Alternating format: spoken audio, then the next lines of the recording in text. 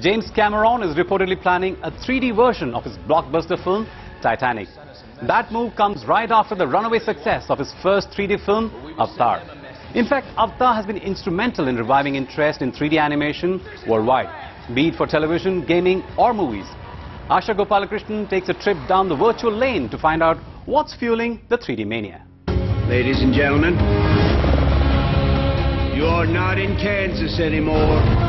You're on Pandora. Pandora opened the doors to a whole new world for moviegoers.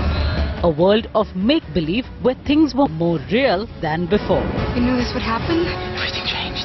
With its new-age motion capture animation technologies, the 3D movie set new benchmarks in viewer expectations.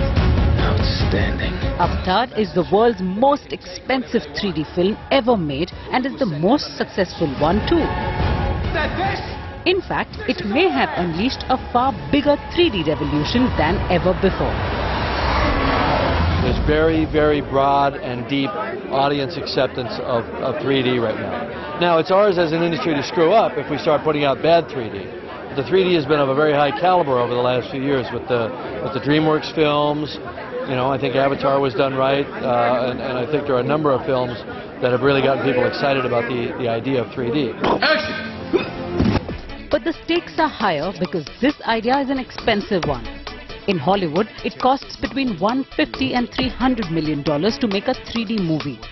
And even though the tickets cost 25% more than those of regular 2D movies, breaking even is a tough task. But if the spate of recent 3D successes is anything to go by, there's big money to be made. Run! Definitely run! For instance, Avatar was made at a cost of $300 million and the film grossed $2.5 billion at the box office. Looks like you. This is your Avatar. Up, which had 2D and 3D versions, cost Disney Pixar $175 million and earned $720 million worldwide. Good afternoon. Are you in need of any assistance today, sir? Similarly, Walt Disney's $200 million project, Alice in Wonderland, has earned more than $200 million in the first 2 weeks of its release. You're terribly late. Last year, 3D ticket sales in the US touched $1.14 billion compared to just $240 million in 2008. We've made a decision in the past few years that 3D stereo is the way forward for us. I think it's mainly because of the experience that the audience has in a 3D film. Studios are attracted to it because it creates a whole lot more interest in their movies. So the box office is way higher with 3D films. Action! More than 20 3D Hollywood movies are slated for release this year. The most awaited films are Warner Brothers' epic Clash of the Titans, which will be reinvented in 3D. One day, somebody's got to say enough. Harry Potter and the Deathly Hallows. If it's true, you really don't stand a chance. Paramount's Shrek Forever After. This summer, far, far away, is in big trouble. Let me show you. DreamWorks Animation's How to Train Your Dragon. Thank you for nothing, you useless reptile. What are you going to do with these old toys? And Disney's Toy Story 3. Now come on, guys. We all knew this day was coming. That's good news for animation studios across the world, including India. That's because a part of the low-end post-production work for these films will come here, as it did in the case of Avatar. For us, it gave us a little leg up in trying to get the next project was Clash of the Titans.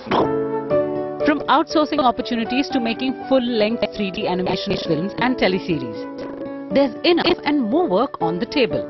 The industry predicts that full animation films would soon account for 10% of Bollywood's revenues as against the current 2%. The whole process has come to such a level that the audience have seen emerging technologies every now and then. And every time that you create a new movie, you crack a new technology. And that's what a story of animation is all about. Jungle Book, when we started developing, we were very, very clear that this project has to go stereoscopic. this project has to go a quality which nobody has produced for television so far in 3D. That's a 3D technology. From content to distribution, almost everyone in the value chain is gearing up to capitalize on this new opportunity. Industry experts say that by the end of this year, India will have close to 180 cinema theatres that can showcase 3D films compared to just 50 at present. But this is a big gamble because the cost of setting up a 3D screen is 50% more than the 2 to 2.25 crore rupees required for a regular screen. The annual licensing and maintenance cost of a 3D theatre is about $25,000 to $30,000 per screen. And lastly, ancillary revenues from DVD sales and syndication are not possible in the case of 3D film content. But all this does not seem to bother Indian distributors. TV channels are reportedly working at providing a 3D option to viewers, and many Indian studios, particularly those with international affiliations, have started working on generating 3D content for Indian market. We're not looking at a 1 or 2 year horizon, looking at 5, 6, 7, 10, 15 years horizon, where the story characters need to have legs to have an IP that can last for years and generations to come. We will send them a message. It's hard to say how long the 3D fever will grip the world. But if the Navi experience is anything to go by, it does seem it will last 1,000 full moons.